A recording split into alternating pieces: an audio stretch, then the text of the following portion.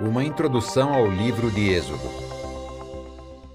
Êxodo foi escrito por Moisés no deserto do Sinai em 1512 a.C., um ano depois de os israelitas saírem do Egito.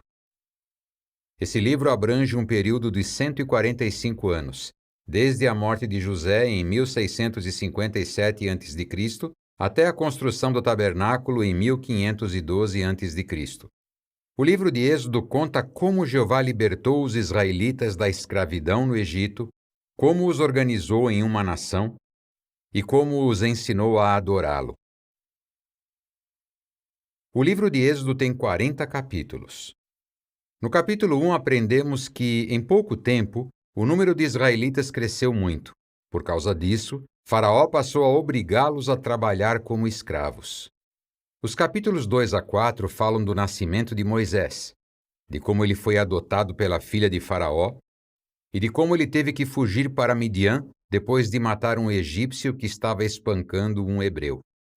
Muitos anos depois, Moisés recebe de Jeová a designação de tirar os israelitas do Egito. Nos capítulos 7 ao 10, Moisés, usando seu irmão Arão como porta-voz, pede várias vezes para Faraó libertar os israelitas, mas Faraó se recusa a fazer isso. Por isso, Jeová decide trazer 10 pragas sobre o Egito.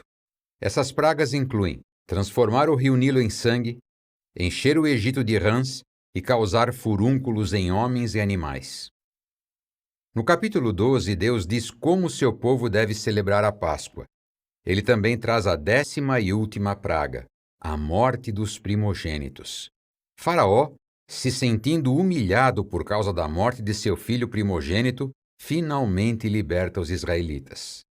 No capítulo 13, Jeová usa uma coluna de nuvem durante o dia e uma coluna de fogo durante a noite para guiar seu povo na sua saída do Egito. Nos capítulos 14 e 15, Faraó age de modo tolo e persegue os israelitas, mas Jeová lança Faraó e seu exército no Mar Vermelho.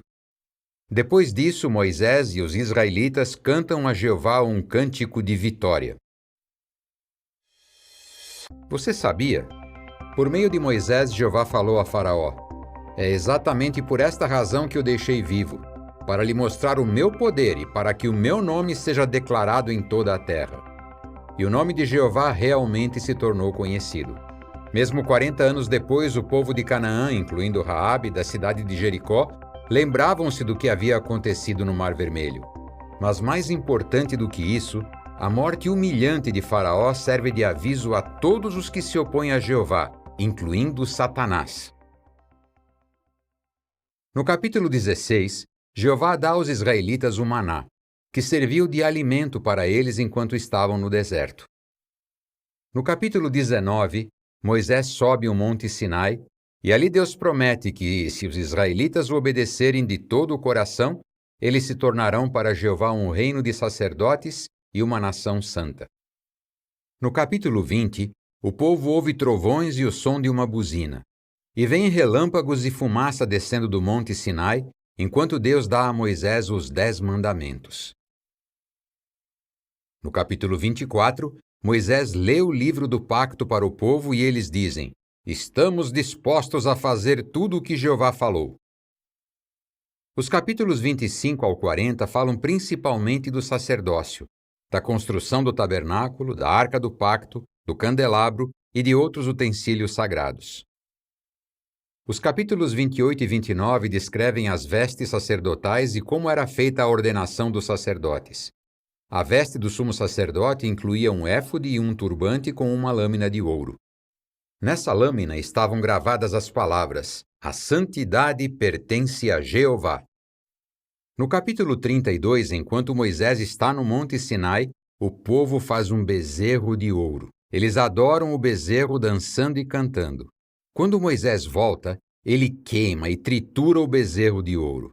Daí ele espalha o pó do bezerro na água e faz os israelitas beberem. No capítulo 34, Moisés volta ao Monte Sinai. Lá, Jeová declara seu nome e suas qualidades para Moisés. O capítulo 40 fala que quando a obra do tabernáculo foi completada, a coluna de nuvem cobriu o tabernáculo e ele ficou cheio da glória de Deus. Ao ler o livro de Êxodo, note como Jeová humilha os arrogantes e orgulhosos. Observe como ele usa os humildes e mansos e veja como ele ter salvado Israel fortalece a nossa fé de que no futuro ele vai nos salvar por meio do seu reino.